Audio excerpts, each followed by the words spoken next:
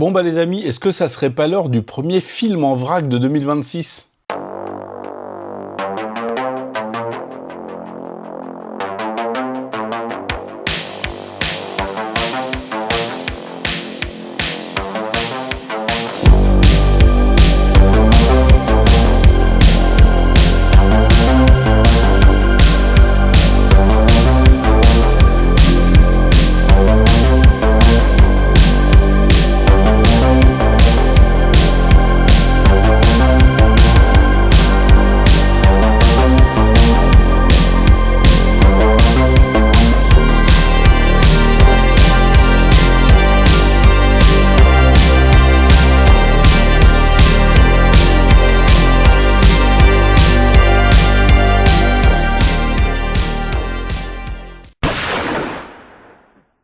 Eh bien bienvenue dans cette vidéo à la cool, ce nouveau film en vrac où je vais vous parler des divers films que j'ai vus en ce mois de janvier. Je vais essayer d'en faire un par mois, idéalement à la fin du mois de films en vrac. Comme ça, j'en ferai 12 tout au long de l'année. Ça me permet de parler rapidement de films que j'ai vus, pour lesquels je ne consacre pas une vidéo entière. Et on commence tout de suite avec un film que j'ai eu l'immense chance de voir au cinéma aujourd'hui. Primate, réalisé par Johannes Robert. Le mec qui a fait entre autres The Strangers, Prey at Night et le dernier Resident Evil, Welcome to Raccoon City. Après tout, qu'est-ce qui pouvait mal se passer ? Mais le projet me hypait quand même, parce que j'avais l'impression de voir un espèce de successeur du film Chakma, un film d'horreur que j'aime beaucoup, qui est un classique pour moi, donc Primate va nous raconter l'histoire d'un groupe de jeunes prisonniers dans une grande villa avec un chimpanzé domestique qui a chopé la rage. Un postulat simple qui pouvait donner un film d'horreur assez angoissant, et on nous promettait quelque chose d'assez brutal et d'assez viscéral. Déjà, moi j'ai un souci avec les incohérences de comportement dans les films d'horreur, où les personnages font des trucs suicidaires, où les personnages font des trucs complètement débiles. Et le film s'ouvre sur quoi ? Sur un vétérinaire qui entre dans la cage d'un chimpanzé, seul, de nuit. Un chimpanzé adulte, donc truc qui peut te déchiqueter complètement avec ses crocs ou qui peut te péter un bras juste avec sa main en fait. Et vraiment, c'est un film pour la génération TikTok. C'est un peu méchant de dire ça, mais c'est le truc le plus inoffensif du monde. On nous promettait du gore, les scènes gore, elles sont illisibles et franchement, elles durent moins de 2 secondes. Il y a quelques petites idées qui sont plutôt sympas, notamment qui concernent les personnages principaux, les héroïnes. Donc on va suivre un groupe de jeunes, voilà, qui est prisonnier au départ d'une piscine puis d'une villa, avec donc ce chimpanzé domestique qui communique avec une tablette, qui va être mordu par une mangouste, je crois, qui a la rage et qui va donc se retrouver infecté par la rage. Le gore ne tient pas ses promesses, les scènes pseudo-violentes sont expédié en quelques secondes et même les plans gore, on comprend rien, donc on n'a pas vraiment le temps d'être choqué ou bouleversé. La brutalité est quasiment inexistante. Les scènes d'attaque sont anecdotiques. Franchement, pour moi, c'est une promesse non tenue. Alors, il y a quand même quelques scènes et quelques idées sympas que je sauve du film, notamment le fait que le chimpanzé ait la rage et que pour lui échapper, les héroïnes se jettent dans une piscine. Ça, c'était une idée plutôt bien trouvée. Mais alors, le reste, les personnages sont inconsistants, c'est des clichés sur pattes. Il y a quand même une scène qui a retenu mon attention, la meilleure scène du film. Celle où un jeune complètement bourré rentre dans une chambre et t'as Ben, le chimpanzé atteint de la rage, qui est là, et qui s'approche de lui. Et, le lit, il y a les draps, enfin des espèces de trucs qui sont posés devant, là, donc son visage s'imprime et tout, et au fur et à mesure qu'il avance vers sa victime, le drap se découvre et tu vois le visage de Ben qui se dévoile au fur et à mesure. Et on en revient aux incohérences de comportement et aux trucs complètement absurdes. Vous savez, Primate, c'est ce genre de film où la tension est tellement forte, enfin, ils essayent de créer une tension qui parfois marche un peu, mais quand c'est trop, ils sont obligés de désamorcer ça avec une vanne. Et là, c'est ce qui se passe, malheureusement. Donc le mec va être maintenu sur le lit par Ben, voilà, qui lui met les mains comme ça, là, qui lui tient les mains comme s'il allait le baiser. Donc, moi je pose la question. Attention, c'est un peu technique, accrochez-vous. Vous êtes sur le point de vous faire déchiqueter par un chimpanzé enragé. Vous avez deux options. La première, c'est de prier de toutes vos forces pour faire un arrêt cardiaque, pour mourir avant qu'il vous touche. Ou la deuxième, de balancer une vanne. Qu'est-ce que vous choisissez? Attention, il y a un piège. Et perdu. Vous êtes tombé dedans. Il fallait balancer une vanne, bien sûr. Parce que quand il lui maintient les mains comme ça, le mec, sur le point de se faire déglinguer sa race, il arrive quand même à placer un... Alors, tu veux pas m'offrir un verre d'abord? Mec, tu vas te faire baiser ta mère par un chimpanzé enragé. Est-ce que c'est le moment de faire une blague? Et c'est dommage, parce que cette mise à mort-là, si vous avez vu Mirrors d'Alexandre Aja, pour pas trop spoiler, vous vous souvenez d'une certaine scène comme beaucoup, et bah, il y a cette mise à mort dans le film. La seule bonne scène du film où t'es pas du tout engagé émotionnellement parce que le tout a été désamorcé par une blague. Voilà, parce que il faut faire des blagues tout le temps, faut rien prendre au sérieux. Vous imaginez un film full premier degré avec un chimpanzé enragé qui déboîte tout le monde? Alors, il a la rage, le chimpanzé, d'accord? Je suis pas un spécialiste, mais quand tu chopes la rage, t'es plus capable de penser consciemment, tu deviens fou et tu dégommes tout ce qui bouge. En tout cas, c'est comme ça qu'on nous présente la maladie dans les films d'horreur. Et ben là, monsieur, il a quand même le temps de faire des mises en scène et de jouer sadiquement avec ses victimes. Il y a une scène où une jeune femme s'enferme dans une voiture, elle essaie de démarrer, mais elle n'a pas les clés, et tu vois Ben qui lui monte le trousseau comme ça, c'est moi qui les ai, c'est moi qui les ai. Et il s'amuse à déverrouiller la voiture avec le jeu de clés, et elle la reverrouille de l'intérieur. Voilà, il fait des mises en scène, il fait des entrées spectaculaires, il y a des trucs complètement incohérents, notamment une scène où deux jeunes femmes sont réfugiées dans un placard derrière une espèce de bâche. Ben, il défonce le placard, il rentre, il s'approche, il colle son nez contre le drap, contre la bâche. Elles sont juste derrière, hein. Donc il y a ça qui les sépare. Et il les sent pas, il les voit pas. C'est vraiment du n'importe quoi. C'est vraiment oubliable, un film d'horreur pour la génération TikTok. Ça n'a aucun intérêt. Franchement, si vous voulez des bons films avec des animaux enragés, je vais citer les grands classiques du genre, mais entre autres Chakma et Cujo. Voilà. Là, des films d'horreur full premier degré qui fonctionnent du tonnerre, avec une tension permanente et une horreur vraiment palpable. Parce que ce primate, vraiment, c'est ni fait ni à faire, c'est jetable. Voilà, c'est des films jetables, des films TikTok, des films jetables. On reste dans l'horreur. J'ai rattrapé sur Shadows la série des films Horror in the High Desert. Alors ça, je connaissais pas, mais j'ai vu la review d'une TikTokeuse cinéma. Oui, parce que je traîne pas mal sur TikTok, à mon grand désarroi, malheureusement, qui conseillait le 4e film, et je me suis dit, tiens, bah allez, je vais me reprendre un mois sur Shadows, et je vais me regarder ces 4 films-là. Des films qui, finalement, en fait, ça pourrait être une mini-série, en fait. Il y a 4 films qui durent entre 1h10 et 1h20, ils sont assez courts, qui nous racontent des disparitions dans le désert du Nevada, avec un espèce de mystère, avec des individus un petit peu mystérieux, pas forcément humains, et on va nous présenter, par le biais d'une enquête télévisée et de found footage, les caméras des victimes qui sont retrouvées, on va nous présenter leurs derniers instants et explorer un peu ce mystère. Alors, le concept est pas mal. J'aime bien l'environnement, j'aime bien ces grandes étendues désertiques, un peu perdues dans les montagnes, avec des mines, avec des chemins de fer abandonnés.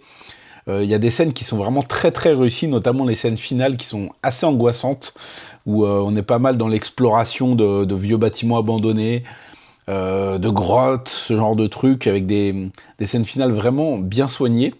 Les films sont assez intéressants, plutôt bien menés, mais ça commence déjà à devenir redondant en fait. Je pense que ça aurait mérité 2 films d'1h30, peut-être, là ils en sont déjà au 4, il y a un 5e qui est annoncé, et au final t'as assez peu de réponses au fur et à mesure. Il y a une partie du puzzle que tu dois peut-être élucider toi-même, mais je trouve que déjà ça y est, ça tire en longueur. J'aime bien l'univers, les films sont pas désagréables à regarder, c'est du bon footage, c'est assez flippant par moments, il y a un bon travail sur le son et sur certaines images vraiment assez angoissantes. Mais je trouve que voilà, il commence déjà à tirer sur la corde, à allonger le truc, et j'ai peur que ça perde en intérêt. Ça serait bien que le 5e film soit le dernier, voilà, mais bon, ça a l'air d'avoir un petit succès, donc je sais pas jusqu'où ils vont aller. Mais voilà, faut doser, faut essayer de boucler la boucle avant que ça devienne redondant. On reste toujours dans l'horreur, avec 1978, un film que j'ai rattrapé là il y a quelques jours. La bande-annonce m'avait rendu assez ouf, avec un contexte assez particulier. On se trouve en Argentine en 1978, pendant le final de la Coupe du Monde, et on va suivre des gens qui en ont kidnappé d'autres, qui vont les interroger. On suit une espèce d'escouade, voilà, qui cherche à démanteler des petits groupes rebelles. On est en plein propos politique, en pleine effervescence malheureusement militaire dans le pays. Je trouve que le contexte de base est très intéressant et franchement, les 45 premières minutes, normales on va dire, sont vraiment bien maîtrisées, avec vraiment des scènes qui dérangent, qui font froid dans le dos. On s'en prend à la population, voilà, on suit des espèces de policiers véreux corrompus qui cherchent à obtenir des réponses et qui pour ça utilisent des moyens vraiment sadiques. Voilà, on est vraiment dans la torture de civils, c'est assez terrible.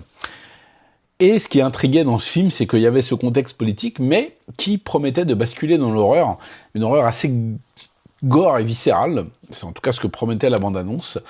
Et pour moi, le film s'effondre dès que les éléments d'horreur viennent se présenter au film, tout simplement, puisqu'ils vont ramener un nouveau groupe de personnes, et en fait, ils étaient en plein rituel satanique quand ils ont été interrompus et capturés.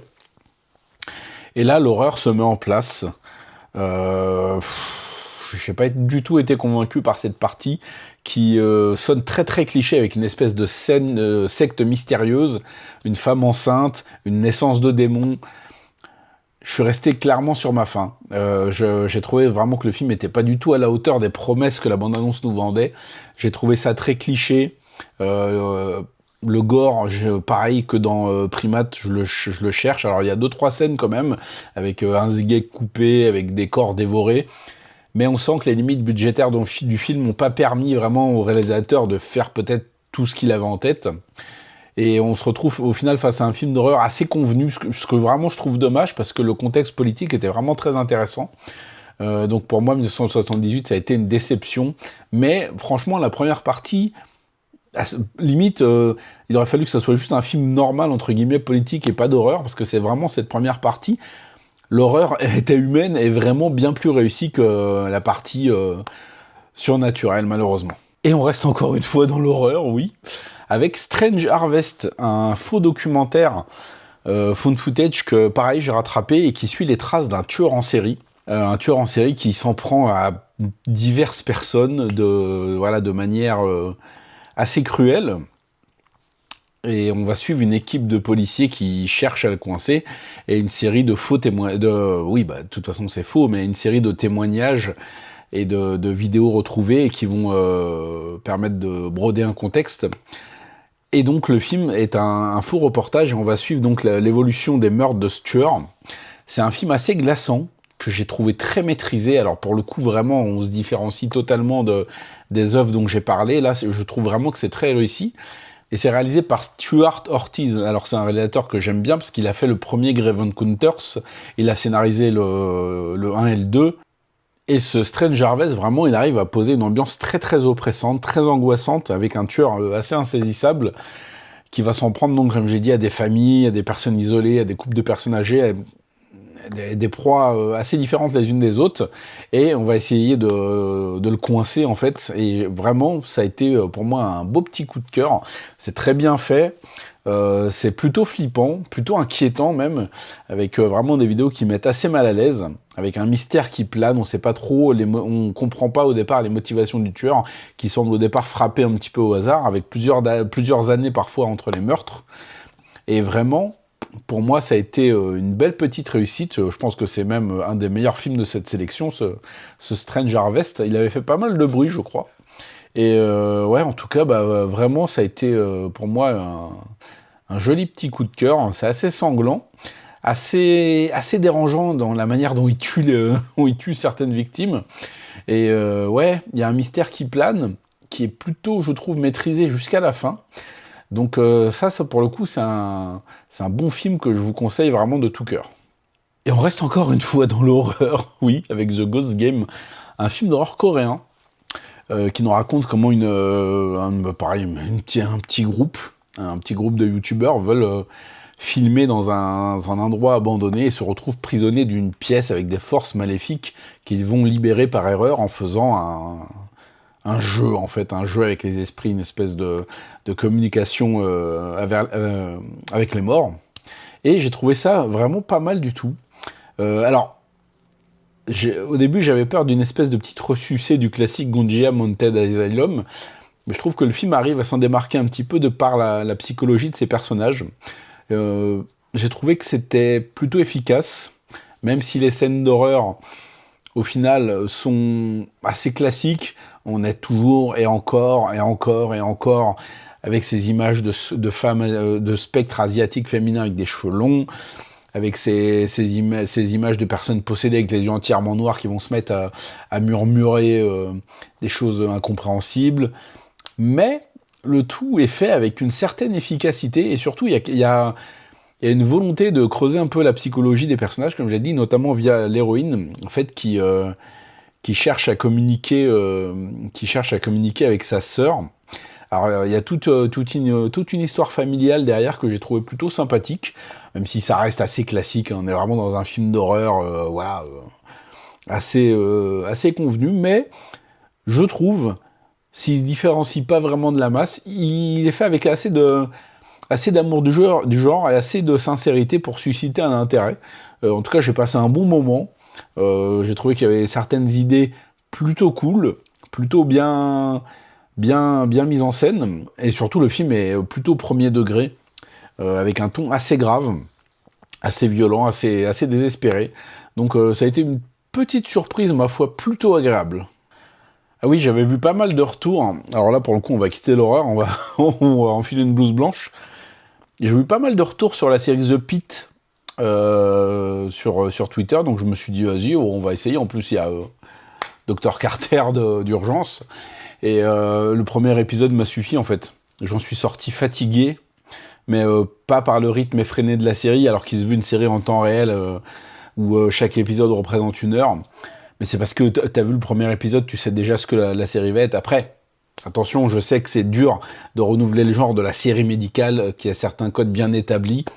Et moi-même, je bosse dans le médical, donc je pense qu'il y a une saturation quand même. C'est pour ça que j'ai pas accroché, mais dès le premier épisode, c'est bon.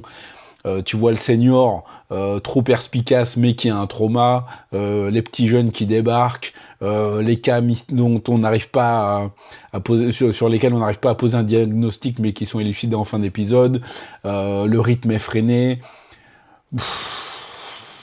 Non, franchement, je pense que sur le marché il y a une saturation des séries médicales et voilà, là j'ai vraiment pas du tout accroché. Alors je dis pas que c'est une mauvaise série, mais j'ai juste vu une collection de clichés et je me suis dit mais je m'inflige pas ça pendant encore 11 épisodes parce que en fait j'y trouve pas d'intérêt en fait. Franchement, la seule série médicale que j'aime de tout mon cœur, c'est Hippocrate de Thomas Lilti. C'est la seule série que je regarde sans problème. Mais voilà, je pense qu'en 2026 ou en 2025, tu peux pas proposer une série médicale qui va ressembler à toutes les autres, en fait. Franchement, personnellement, en tout cas, je n'y trouve pas d'intérêt. Voilà, on va formuler les choses comme ça. Et enfin, dernier film de ce film en vrac, j'ai vu au cinéma Grand Ciel de Akihiro Hata, un drame social sur des ouvriers qui construisent un grand complexe résidentiel qui s'annonce comme une petite révolution. Et on va suivre Damien Bonnard, un ouvrier qui va se rendre compte que quelque chose d'étrange se passe sur le chantier. Alors perso, j'adore Damien Bonnard, vraiment, que j'avais découvert avec le film d'Alain Guiraudy, là, avec le loup. Je vais vous mettre l'affiche parce que là, à l'instant T, je me souviens plus du titre. Je me souviens juste qu'il y a une scène en plan séquence où Damien Bonnard encule un vieux en train de mourir, si ça peut vous donner envie. Je trouve que c'est un excellent acteur, on l'a vu dans pas mal de trucs, et d'ailleurs il est dans un des derniers Kiyoshi Kurosawa. Et ouais, c'est pour lui que j'étais voir le film, et j'étais vraiment happé par l'univers. Il y a un vrai mystère très très angoissant, une vraie atmosphère, une vraie critique sociale aussi, parce qu'on va suivre donc des ouvriers, voilà, certains qui sont sans papier, qui travaillent clandestinement au black.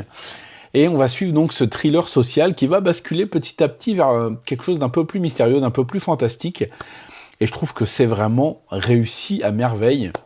Il y a un côté très claustrophobe, très angoissant, un côté un peu liminal space qui se met en place petit à petit jusqu'à grâce à ces scènes où ils vont travailler dans des souterrains où ils sont obligés de refaire le sol de certaines salles. Et ouais, ça met une petite angoisse au cœur, et c'est très bien fait, je trouve, tout en gardant une économie de moyens vraiment puissante. Voilà, on n'en montre jamais trop, on ne sait pas du tout de quoi il s'agit, on ne sait pas où le film va, il nous porte petit à petit jusqu'à une scène finale d'une maîtrise assez incroyable et très très très stressante. Donc ça a été pour moi une belle réussite, il est en salle. Donc vraiment pour moi, ouais, je vous invite vraiment à voir ce film, il est mystérieux, il a un petit côté envoûtant. Et Damien Bonnard, vraiment, il est parfait. De toute façon, je trouve que c'est un acteur qui choisit très bien ses rôles. Et voilà, on a encore la preuve avec ce film qui est vraiment très intéressant, avec une belle portée sociale, avec une atmosphère très très soignée. Donc je vous invite vraiment à découvrir ce Grand Ciel qui est en salle, donc vraiment n'hésitez pas. Bon bah voilà les amis, on a fait un petit retour sur les films divers et variés que j'ai vus en ce mois de janvier, voilà. Donc rendez-vous fin février pour un nouveau film en vrac si tout va bien. Normalement demain je vais voir le nouveau 28 ans plus tard et Les Lumières de New York, voilà, que je vais pouvoir choper en salle, donc je suis assez content. Bah écoutez, faites-moi un retour sur les films dont je vous ai parlé, si vous-même vous les avez vus, si vous avez envie de les voir, si vous avez un commentaire à écrire dessus, je vous lirai vraiment avec plaisir.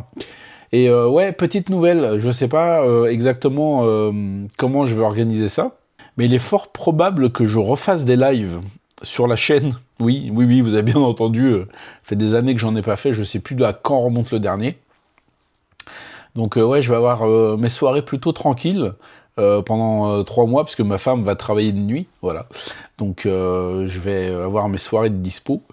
Donc il se peut qu'une ou 2 fois par semaine, je sais pas, je fasse un petit live comme ça, à la cool, où j'aurai des petits invités. Donc voilà, je sais pas encore comment je vais organiser ça.